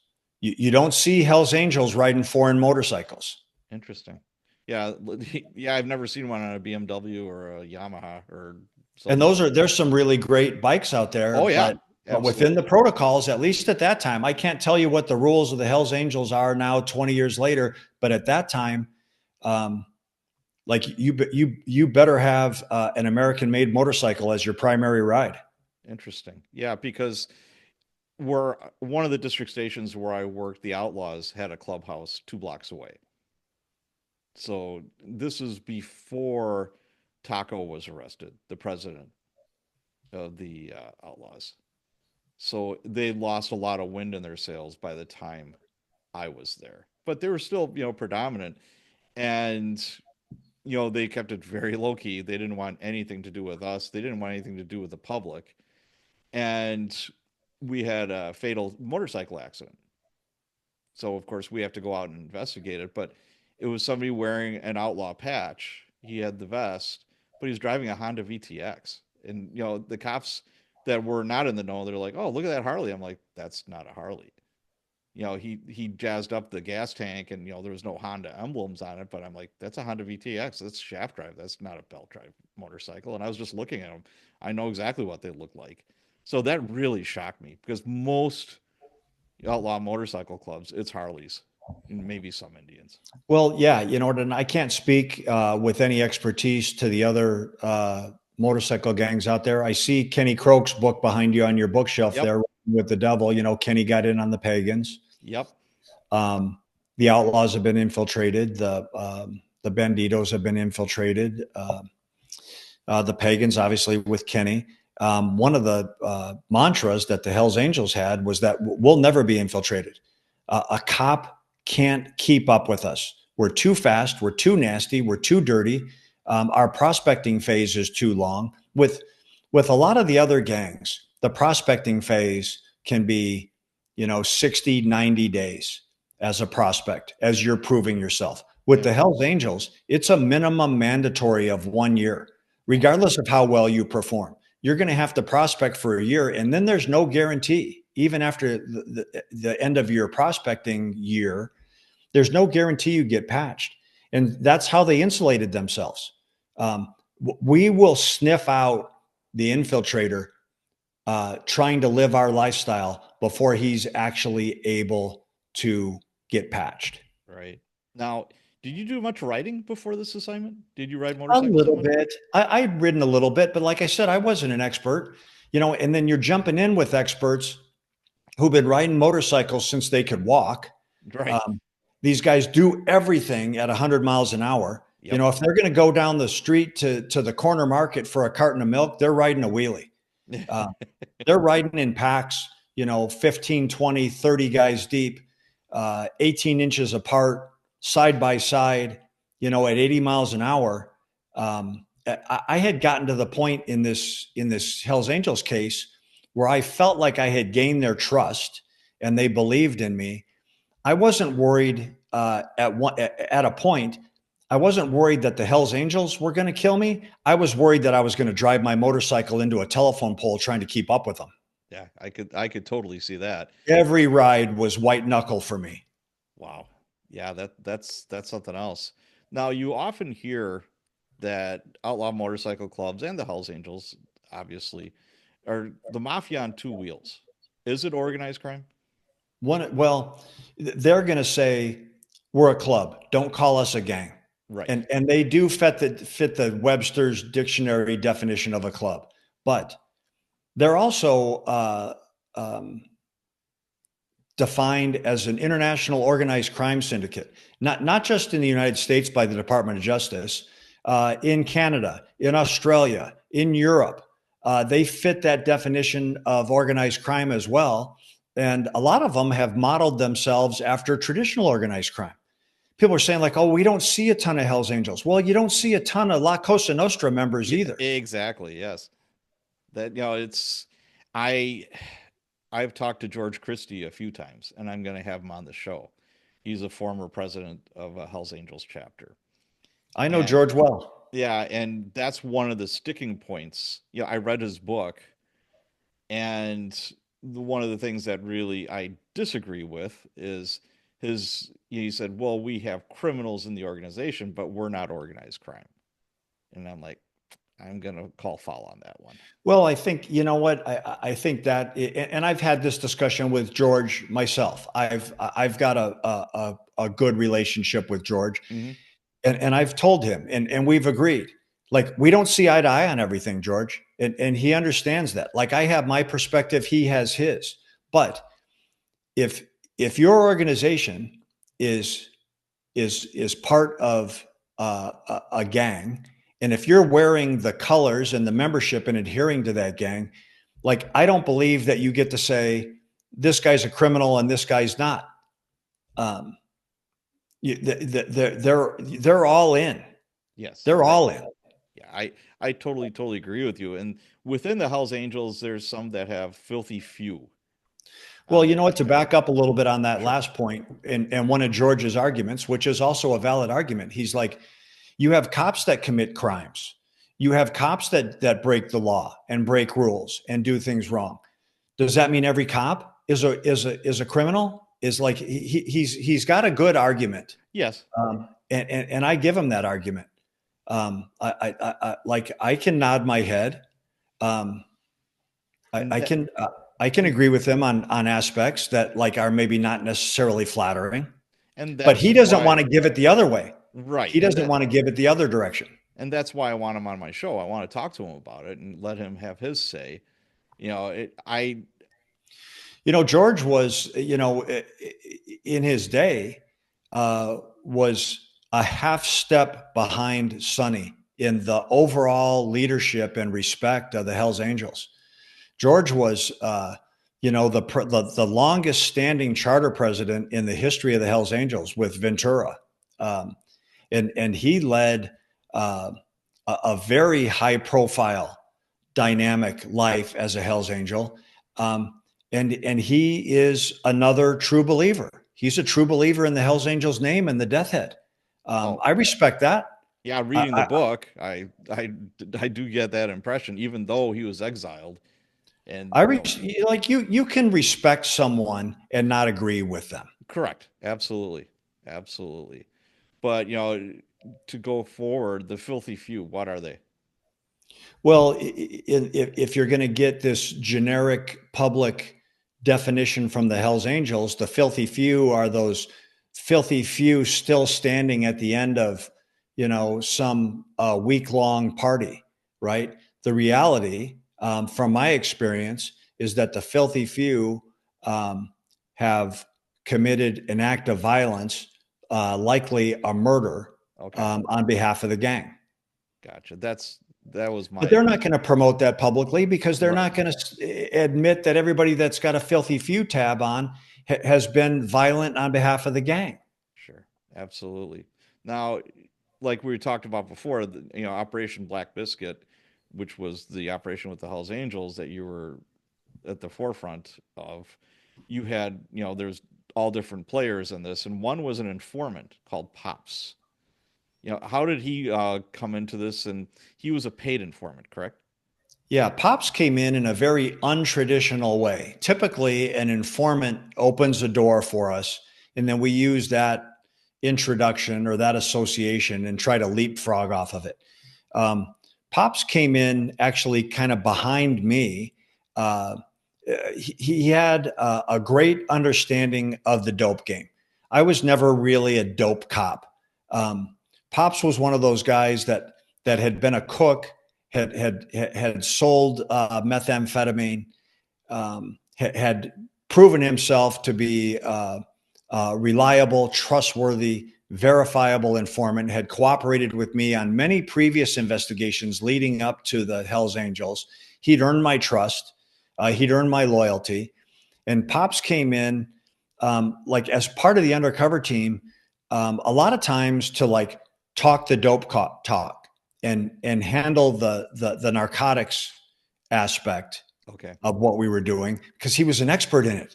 He Sure. he'd grown up in that life. He'd seen more and done more and knew more than I did in the dope game. And I think anybody that's successful in any walk of life, you surround yourself with people that are smarter than you and better than you and that have expertise that you maybe don't have. Oh, so he was a paid informant. I know as far as informants go, some could be working off a beef. They have a case hanging over their head, and that's one way they can kind of expunge themselves from that. Another is he's just a hired gun, more or less. So that's what he was. Yeah, Pops was not working off any criminal charges. He came Okay, in great. voluntarily. He was, Pops was paid, a weekly stipend. At the end of the case, I believe he received a reward for his work. It wasn't anything that was massive. What Um, what kind of money are we talking about for something like that? well, I mean, he's receiving subsistence during the week, so he's getting his gas and his food and his lodging paid for. Okay, He's putting a little money in his pocket. At the end of the case, I can't recall exactly what we paid him. It was maybe $10,000 or $20,000. okay, It wasn't life changing money. right. That's Did for he sure. did he ever have to testify in court against any of these people? You know what? He was definitely on our witness list. I don't recall Pops ever being called to the witness stand, but he was prepared to. Now, was there any offers or was he requesting any kind of like protection? Pops went into the witness protection He program did. Okay. at the end of the case. All right. Yeah. So he got a new life, more or less. Yeah, more or less. I mean, I don't think that the witness protection program is necessarily a pleasant or enjoyable experience. But when you're faced with retaliation Right. Yeah. and all the things that come with it, it's probably not a bad deal. Yeah. That's what I was kind of thinking. Because, yeah. Oof. Now, cooperation or involvement with like local PD or other federal agencies like the FBI, what did that look like with this operation? We had very, very tight operational security for our task force. So um, there were many, many occasions where I was traffic stopped by the real police, roughed up by the real police, um, manhandled by the real police. But we were never going to compromise our backstory. We were never going to compromise that. Um, and so we were operating in a sense in a bubble. A lot of the law enforcement agencies around the outside edges of what we were doing, what we were up to. Well, they couldn't for your protection. Well, And it's such a risk that you have yeah. a leak Yep. and not even an intentional leak. Someone says something accidentally to someone who says it to someone else, who says it Yep. to someone else, and then pretty soon it's in the wrong hands Right. and you're being asked questions that you don't have answers for. Yeah, it doesn't have to be nefarious. Now, did you ever get arrested? I was in handcuffs a lot of different times How did during the that course feel? of You're that like, hey, case. I'm the one putting the handcuffs on. Why are you doing that to You me? know, and my mentality was, look, I've got a whole task force behind me. I'm playing this out. I'm never giving this up. Take me to jail. Give me an initial appearance. Whatever. At some point, someone is coming to help me. And you know what? That gives you street cred too. If your fellow angels see you getting roughed up or, slammed or put in the back of a squad car, it's like, well, this guy probably isn't undercover if this is actually happening. Well, there was one time when I got the crap kicked out of me pretty good by the real police, and I went back to our case agent and I said, "Dude, I said I'm getting worked over by the cops," and his response was, "Perfect. Our OPSEC is in place. No one knows what we're up to." Oh my. So, we talked about the effects on your family. I won't go there again, but everything has to come to an end, and it did with this. How did this case end? Well, ultimately, we're coming to the end of the case. And like I said, I was making selfish decisions that were not necessarily the best for the investigation or for the operation. I was determined to get a patch. Getting a Hells Angels patch was not going to make our case any better. It was not going to make it any more prosecutable. It was very personal for me. Um, and so throughout the course of the investigation, these 2 years, I'd constantly heard, like, we kill Mongols. We're at war with the Mongols. We look for opportunities to kill Mongols. So as the case was coming to an end, we had our indictments prepared. We had, hundreds and hundreds of pieces of physical evidence, thousands of hours of criminal recordings, the reports and the testimony of all the members of the task force. And I went to the Skull Valley Hells Angels and said, "There's a Mongol in Mexico who's running his mouth. Um, I'm aware of it because of my solo angel days and my gun trafficking backstory into Mexico. And I want to go down there and kill that Mongol." Um, and they bought off on it. They gave me the gun to do the murder with. They gave me instructions on how to do the murder. And what we did is we actually fabricated a homicide using a Mongol patch, using a homicide detective that took blood and guts from the butcher store. Ugh, We fabricated a crime scene to make it look like our Mongol had been beaten with a baseball bat, dragged into the desert, duct taped at the wrists and feet, dragged into a shallow grave, and executed. And then we took evidence of that crime, that fabricated crime, the bloody Mongol vest. We took some pictures, took it back to the Hells Angels, and sold them on the story. mm. And so at that point, the Skull Valley Hells Angels put a Hells Angels patch on my back. And they said, "You've shown that you got what it takes. You took care of business. You're ahead of schedule. We have to get a national vote for you to officially make you a member. But as far as you're concerned, as far as we're concerned, you're a Hells Angel." And then the case ended in a very traditional way after that. It was indictments, arrests, raids, search warrants. Yeah, I was going to Um, ask you how many search warrants were done at the same time. Obviously you can't wait a day or two in between search warrants. They got to be done like all at the no, same they time. were ran simultaneously. I Yeah. don't remember the exact number of warrants, search warrants or arrest warrants, but I know that in Arizona alone on raid day, there was 500 cops involved in the raids. Man. Wow. That's a huge undertaking. That is ginormous. Massive. Yeah, that really is. Wow. That's Yeah, all the clubhouses, all the arrests, they were all timed and executed simultaneously. and it's dangerous as hell because just from the Outlaws clubhouse, I mean, it's a bunker and they're designed specifically for that. Well, and I'll Yeah. tell you what's scary is being on the inside of that clubhouse when they drop the barricades over the doors and when the windows are bolted closed. Like, no one's getting in and no one's getting out. Absolutely. Absolutely. That is, yeah, they are miniature forts. There is no doubt about it. You go in and they start dropping those barricades, and you know that your protection team, your cover team, your rescue team is locked out And even if they're coming for you, even if they can hear your wire, they're not getting in quick. Um, man, your heart is racing a million miles an I'm hour, but your sure. hand can't shake. You've got to keep it together. Right, right. Absolutely. You're on your own. And it's like we talked about with those earlier shootings and all those life lessons that led to that point. No one is coming to save you. Right. You better be prepared to save yourself. Wow, that's amazing. You know, this is a little bit off topic, but reading the book, listening to the book and reading the book, you know, all the drinking and drug use and hopping on a motorcycle, I was shocked there wasn't more accidents. Yeah, Well, there was, and it was prevalent. The drinking, the drugs were prevalent, but there's yeah, also, I think it's fair to say, there was also Hell's Angels that were living clean lifestyles, okay, that were living healthy, that were eating healthy, that were getting their sleep, that were going to the gym twice a day.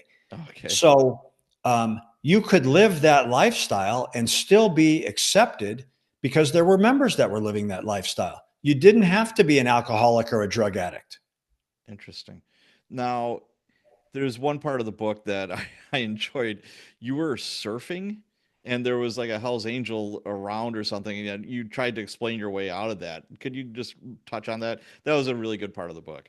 Yeah, I was surfing in San Diego.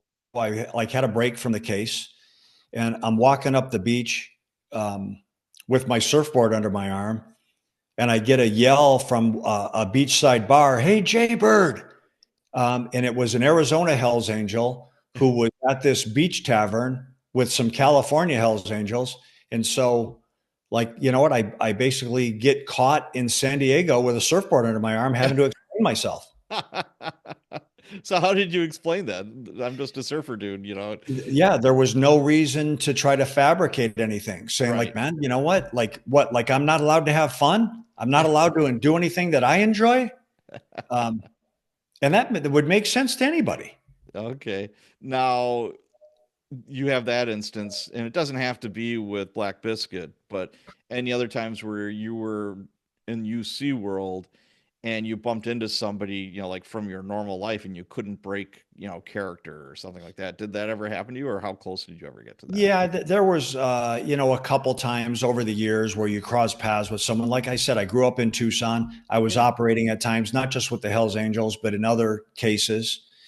Um, and you got to be very careful about like where you go, especially in public environments when you're in that. You're not necessarily anonymous like you would be if you were out of town somewhere.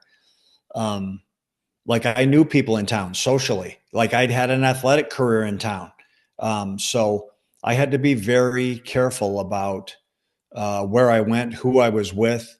And that's again one of those things that a control freak can't control.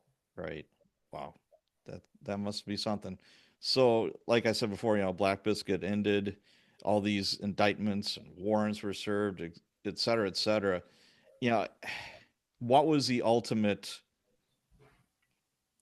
game ending of this case? Like, how many arrests, how many convictions, and was it the outcome that you wanted? Well, it wasn't. Ultimately, I think we indicted 55, 16 on RICO charges. I was just going to say, Um, I'm sure Rico was used in this. we had a pretty massive indictment. And then, as what happens sometimes is that the prosecution could not agree on how to deliver the case into the courtroom. There were Oh, other cases, there were other investigations going in other parts of the country yeah. that we didn't want to compromise and we didn't want to reveal. There was Mm, informants associated with those cases that we didn't want to compromise and reveal. sure. Um, so within our investigation, we had some charges reduced, we had some charges dismissed, and super frustrating when you've put your blood, sweat, and tears into something to see it turn out to be something less than what it could have been or should have been when it got to the courtroom. Super frustrating. But as an investigator, like again, you don't control everything. You take your case and you put your best case forward with its successes and with its flaws, and then you turn it over to prosecutors and they take it into a courtroom for you. I will say this, and you know this from your experience. I've never met a prosecutor who didn't think that he or she could have done a better job of investigating a case than the detective did. That's I've very never true. met a detective that didn't think he or she could do a better job of prosecuting a case than the attorney did. Very Um, true. like Yes. we always look at it from our perspective and then this perfect world perspective on the other side. And it's just, it never is. Right. So it came to an end, then back to your, I don't want to say normal life, but back to your life. You know, After all of this, yeah, how close did you come to losing your own identity? Well, um, a couple answers to that. Um, I never, I never lost sight of what team I played for. I knew, that I had a badge and that I had a job to do. I understood that if the people that I was deceiving found out the truth, that friendship and loyalty would quickly turn into a straight razor on my throat or a baseball bat on the back of my head. I Yes. never lost sight of that. Um, One of the things that stood out to me, in my research and in my experience with these guys, is that the Hells Angels were willing to kill their own if they felt betrayed, if they felt deceived. They had a history of it, of killing their own members when they felt compromised. So that was always in the back of my head. Um, the downside is that in being such a long term, deep cover operation, that what I did for a living started becoming who I was. Mm. And when that happens, that's very unhealthy. That's dangerous. So how did you work around that? And you identified that right away, or did it take some time, or how did that No, work? it took time. Yeah. One of the complaints when the case ended against me was that, like, Jay can't come out of role. He won't get out of role. And I resisted that for a long time. The reality, when I looked back in hindsight at myself in a critical way, it was probably true. I'd played this gun running, debt collecting, quasi contract killer for so many years that it had saturated me, and and the way I carried myself and the way I spoke to people was with that street gangster edge to it. Yeah. Um, Now, and that's not a flattering statement to make. And it, like, with time, like, I release that. I try not to interact with people that way. That Jaybird character is still somewhere inside here, somewhere deep down. I don't like him very much. I do my best to keep him buried, to keep Jaybird buried, but it's still in there somewhere. okay. Now, did the ATF give you any time off after all I would imagine it was a huge part of it was a huge relief that, hey, this is over and done with. Thank God. Did Yeah, they give they you some did. time to say, hey, you gotta get your house in order? Yeah, we had a cool off period. I had a cool off period. It wasn't long enough, and when I say it wasn't long enough, that's not a complaint against the agency. Like, oh, Yeah. like, you gave me 2 weeks to chill out. You should have given me 6 months. That's not a complaint. It just wasn't long enough. Um, I like for 2 decades, I'd operated as a criminal. Like, you can't flip that light switch off and in 2 weeks come back to normal. Right. Yeah, I would think so. So after this operation, did you take like positive steps to try to repair any damage that was done with your family or your wife? No, you know what I did? And I dove back in. I went Okay. right back to You went work. right back into it. That Okay. that undercover work, that lie, that deception, um, the man, that was my heroin. Okay. I was addicted to it, and I continued to work, and I was doing home invasions and murder for hire cases, and ultimately, ultimately, the agency took it away from me, Okay. which I was very resentful of. That they knew how much I loved it. It was my passion. It was my life. Um, like I had found success behind it, and I felt like I had a purpose, like I had a meaning, like I was making a difference.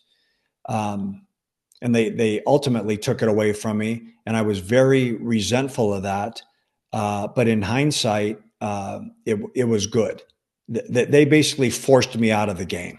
Yeah, and this is if there's any bosses listening to this, sometimes you have to take somebody that is your underling out of a position that they absolutely love and they're a rock star in for their own good.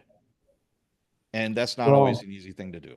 yeah, I had gotten I was so audacious. Like I said, my risk meter like was busted.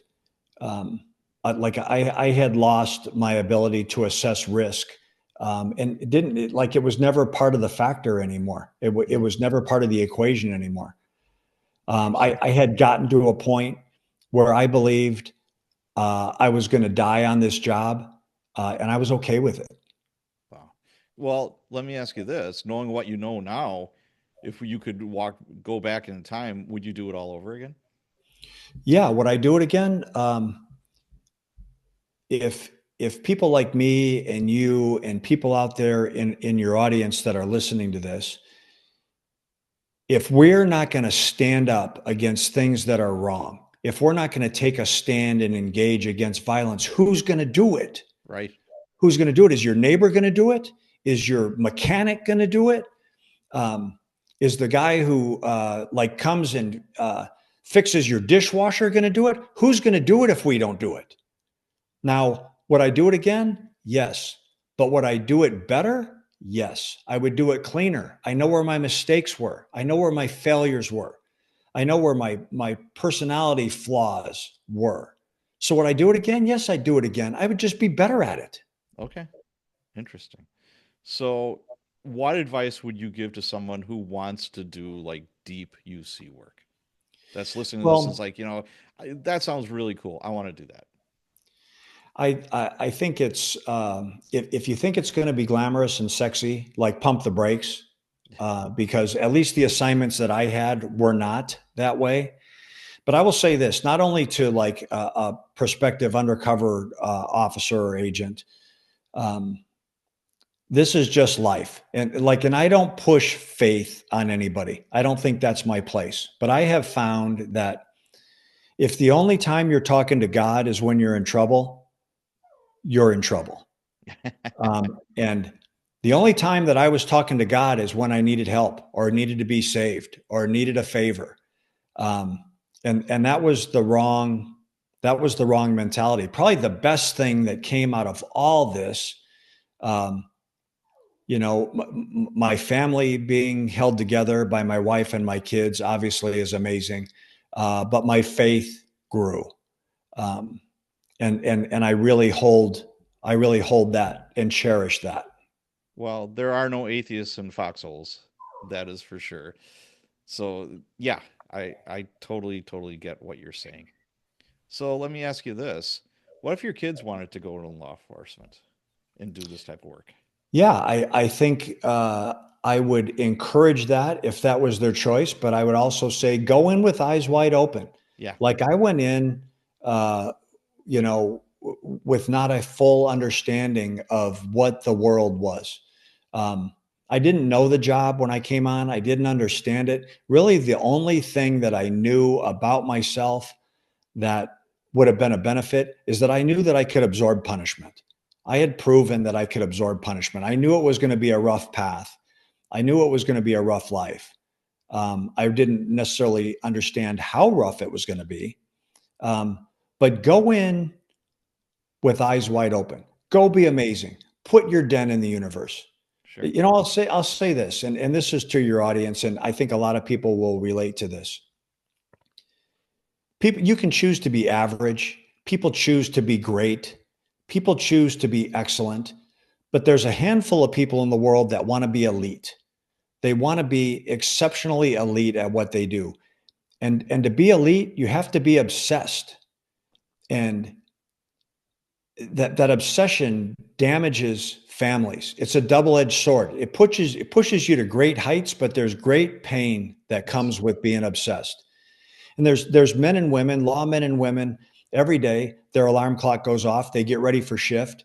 Um, they pat their kids on the head. They have a cup of coffee with, and then they kiss their families goodbye, and they leave their families with no guarantee they'll ever get to see them again on behalf of families that they don't know, so that they can guarantee those people a chance to like kiss their kids and kiss their husbands and wives. And they go every day knowing that they're going to be spit on and videotaped and badmouthed and betrayed, and they go anyways Yep. to keep the rest of us safe. That is why I have so much respect and admiration for all those lawmen and women who know all those things and they still go. Oh, they're still doing the job. Yeah, I wholeheartedly back you on that statement. I mean, God bless them. Thank God they are there. Because could you imagine a world without them? Oh, you need people who will It would stand be up. chaos. It would Yeah, be it'd be every man for anarchy. himself. Yeah. And there's good and innocent people out there who need protectors. They need those sheepdogs out there. Yeah, I 100%. 100%. And you see it sometimes not even like in life and death situations or life and death. I mean, like one time I'm eating pizza with my wife and I was retired for like maybe a year and some kid started choking. And this is a packed restaurant. And like the mom just stood up and started screaming and all these other patrons just were frozen. They just and the pizza just got there. I was so hungry and it looked so good, and I'm just like, my wife looked at me and like, yeah. So yeah, I run a 16-year-old kid. He was a lot bigger than me. He was just a big old kid. I give him the Heimlich, boom, bunch of cheese and sausage go screaming out of him. But I'm looking around and nobody helped this kid. Nobody stood up. Nobody did anything. And I've had more than one instance where either myself or another cop, it takes a real rare human to be able to just, it's like, yeah, it's in you. In today's world, in today's culture and society, the first reaction is not to intervene and help. The first reaction is to pull out your cell phone and videotape it. Yes, unfortunately, So, that is true. for the audience, when you see something wrong, when you see a problem, do something about it. Exactly. Even if it's dialing 911, obviously, if somebody's a lot bigger than you or you're going to get hurt, you've got that phone out. And like you said, there's going to be video. Before you do anything, call the cops. Call, get that person some help. If you can help them out. It's that simple. Yeah, I remember I was a newer cop and there's a banging at the door. Make a long story short, the neighbor across the street, her brother was home from Afghanistan. He was a Green Beret and he tried killing himself. She didn't go run to the banker next door. She didn't go run to the letter carrier next door. Everybody on that block knows you're a cop. So guess what? If there's an emergency, where are they running to? I mean, this poor guy, he locked himself in a room in the basement. He took a snowblower downstairs and started it up and emptied it. When I opened it, I broke the door down, but it was nothing but carbon monoxide. I could barely breathe. But I ran down there. He slashed both his wrists. So I tied his own shirt to his wrists and I carried him upstairs and got him outside. But like again, if you're going to be a cop, you just be prepared for that. And I, there's nothing unique or like cool about any of this. Every cop does this in their career. for all of us, Yes. anything you ever wanted, everything you ever dreamed of is on the other side of hard. Oh, It's on the other side absolutely. of hard. It just Absolutely. is. It's not an easy life. There's what I call the TNTs, the take no talent, effort, energy, enthusiasm, attitude. Those should be non-negotiable. Yes. Um, those like you don't need to compromise those. We should be bringing every single day. We should be demanding the people that are around us to have those things. We should be demanding our leadership to have it. We should be demanding the people we're training to have it. Um, those things take no talent. Enthusiasm is contagious. It is. So get next to someone who's enthusiastic and catch it, or be enthusiastic and give it to someone else. Yeah, yeah, very, very well put. So this is all done and over with. Obviously, you don't make friends doing a case like this. Were there threats to your family, to you Uh, and your family? I'm sorry, one more time. No, as far as, the case Black Biscuit is over with. There's indictments, there's court cases, et cetera, et cetera. That doesn't make you a popular guy with Oh, these Hell's Angels that trusted you, et cetera. How many threats were there to you or your family, and how did you prepare mentally for this and prepare them mentally for this? well, you know what? I thought I was prepared mentally for it. I wasn't prepared for what was coming. The tiger doesn't change his stripes. The Hells Angels they have their PhDs in violence and intimidation. They're very, very good at it. When the case ended, when Jay Bird Davis, the gun runner, debt collector, hitman, was revealed to be Jay Dobyns, the ATF agent, like the threats started pouring in. Started pouring in. Murder contracts. HA's issued a murder contract, was farmed out to the MS-13 and the Aryan Brotherhood. 18th Street was looking to pick it up. There was words that like lone wolves were going to pick it up. And I will preface this before I give my full answer. I love ATF. I always have. The agents with their boots on the ground that are Sure. trying to like do things to keep the rest of us safe have my respect and admiration.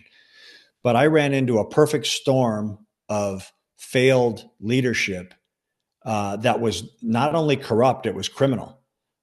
They would not react to the threats. I was basically said, "You're on your own.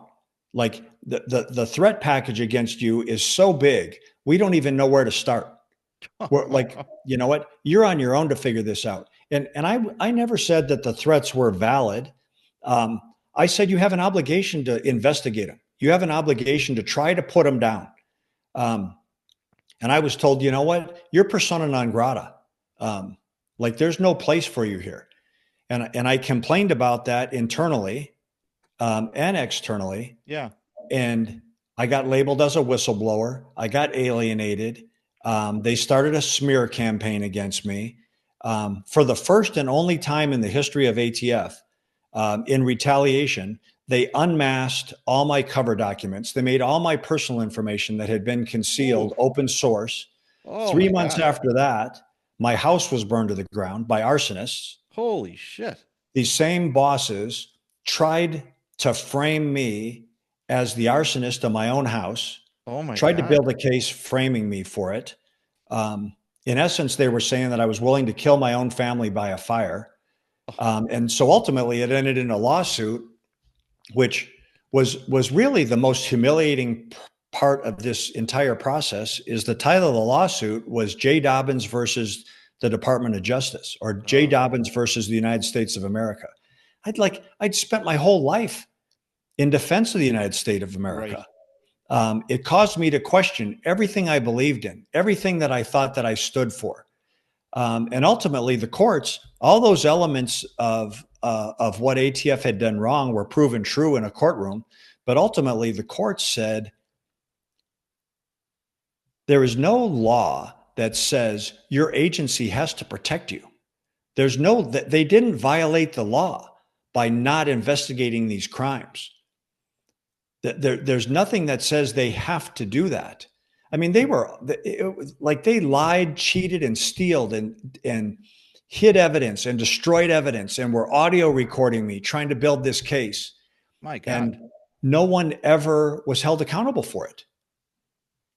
Wow. The closest I've seen is Peter Frichelli with Operation Fast and Furious. He was a whistleblower with the ATF, and he Petey testified. freaking testified in my case. Oh, he did. Pete, Okay. Pete was a supervisor in Phoenix and went to Phoenix after my house was burned down and said, I want to take my group down to Tucson and investigate this arson and find out who burned Jay's house down. Yes. And those same supervisors who were trying to frame me said, we're not releasing you to go down there to work on this case. There's nothing to it. Don't worry about it. Wow. That's wow. I did not They know did this. the very best they could to put me in prison.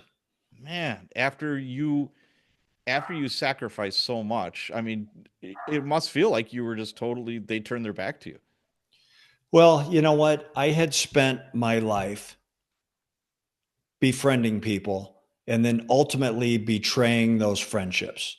And I always did that as part of my job. And I Sure. accepted that and understood it. And then I was betrayed and I didn't like it.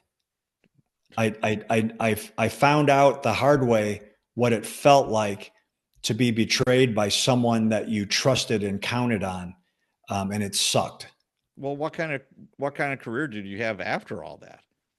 Or You did know this what? I happen after you retired on my retired? terms. I retired. I retired on time on my terms. Okay. Uh, but it was a wonderful, fun, exciting career kind of ended on a downstroke. Boy, Um, sure did. and like I've said a dozen times in this conversation, things don't always turn out the way we want them to. Yeah, that's very, very true. Boy, that's But you know that's what? tough. Like, I'm not bitter. I'm not pissed off. There's some people that did some very treacherous things to me and towards me and towards my family. Like, I'm not resentful. Like, I live a happy life. My best payback on those people that tried and intended harm on me and my family is just to be happy. Sure. Yeah, absolutely. And I do believe that we will be, how can I put it? I do believe in karma. I'm a big believer in karma. And I do believe, we will be judged either in this I'm not life or even another looking life. for payback. The people that tried to hurt me and the people that tried to frame me, like, I'm not even looking for anything to happen to them. I don't wish any ill will on them. I hope that they learn from their mistakes and avoid doing that to someone again in the future. Um, But I and it just is don't see what it how is. you I don't see how you could look at yourself in the mirror every morning and be that person, but all right. Boy, I tell you what. Well, I'll tell you what. I was going to talk about a couple other things, but we're getting close to the end here. But I do want to talk about your book, No Angel: My Harrowing Undercover Journey to the Inner Circle of Hell's Angels. Why did you write this book? You know what? I wrote it in essence by what we just talked about. I wrote it. I was told you're on your own. You've got these threats against you. You've got these death threats, threats against your wife, threats against your kids. We can't help you. We're not going to help you. We're not going to do anything to cap these off. Figure it out on your own. And like I didn't have the resources to do that, so I decided I was going to hide in plain sight. Um, and I was going to try to expose the story, and that was my motivation. Okay. Um, Now, did the process of writing this affect you? Every time I've written a book that's police related and I'm going in my past, I mean, I've had flashbacks, I can't sleep at night, all kinds of stuff pops rears its ugly head that has been buried for a long time. Did that happen to you? yeah, it was painful. It was a painful process because Yeah. it's like we talked about at the very beginning of this. My story is not a hero story. I'm not a hero. I'm not heroic. Um, and my story isn't told as a hero story. It's told as a common man story. Um, and so, yeah, there was pain, but it was therapeutic along the way. Sure. It, Um, it certainly can be, but I can't recommend it enough. I really, really enjoyed it. And it was well written, the pacing was great, and it's a great story. And Thank you. what I really liked about it was it passed my parking lot test. Here's my test. If I'm listening to audiobook, and a lot of it is in my car, I'm going to the gym, I'm going to the grocery store, whatever the case may be. If I reach my destination, I don't want to get out of my car because I want to know what comes next. It's a great book. Yeah, and it passed the parking lot. Yeah, that test. And yeah, I cannot recommend it enough. Fabulous, fabulous book. Thank you. Uh, tell you what, I have a couple of Facebook questions. I have a Facebook group called Cops and Writers, and they have a couple of questions for you. I'll skim through it real quick. Kevin Grogan says Bert is a great guy and a dynamic interview. He's saved, he's lived a life. Yeah, That's I from know Kevin. Kevin's a good man. That's very yeah, kind praise. that was from Kevin. He's a friend Uh, of mine. excellent. Kimberly Ward, what was the hardest part about remaining so deep undercover for 2 years? I think we talked about that in the personal conflict. Thank you, Kimberly. And then Jen SQ, she was with the ATF. Awesome. Jay will be straight up on any topic you ask, from how he learned to ride a motorcycle, the personal issues UC work and can create for family, his books, and his love of coaching football. Maybe ask about or condolences for the loss of a good friend, author, retired ATF special agent Vincent Cefelu. Sheffield. Sheffield. Okay. Yes, Vince was a very legendary figure in ATF. Was one of my undercover partners for years. Actually, I worked probably the most impactful case that I had ever touched. Partnered with Vince after Timothy McVeigh had detonated his bomb in Oklahoma City at the Murrah Federal Building. Vince and I were sent to try to infiltrate some militia types that were associated with McVeigh in Las Vegas. Mm. In the process of that case, that was about a 6-month deep cover case. We disrupted a plan to blow up 3 Las Vegas casinos and do a murder for hire. Wow. As part of that. And so Vince was instrumental in that case. And like I said, a very well loved and respected undercover operator. One of those guys who I mentioned earlier that I always looked at as being better at the trade craft of undercover than I was. Gotcha. Very good. Lori and Rolf Prus asks, it would be interesting to hear about women as club property. We really didn't touch on that, but yeah, they don't treat their women all that great, correct? Well, I'll say this, with regards to women, I had a female partner Yes. in that case. And when she came into the case, all the experts were saying, this is unsurvivable for you. A woman cannot exist in this world. And Jenna went on to prove everybody wrong.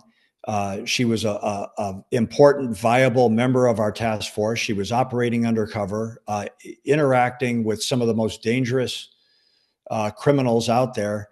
And the people that didn't think she could do it, they made one fatal mistake in their assessment of Jenna.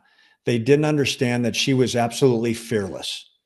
And so for all those women out there in the game that are listening, like, you are immensely important to what we do. You have an immense value in the world of law enforcement. You bring very unique perspectives and very unique values to our missions. And so never let anybody on this job tell you what is or is not an appropriate job for you. You can do anything that you set your mind to.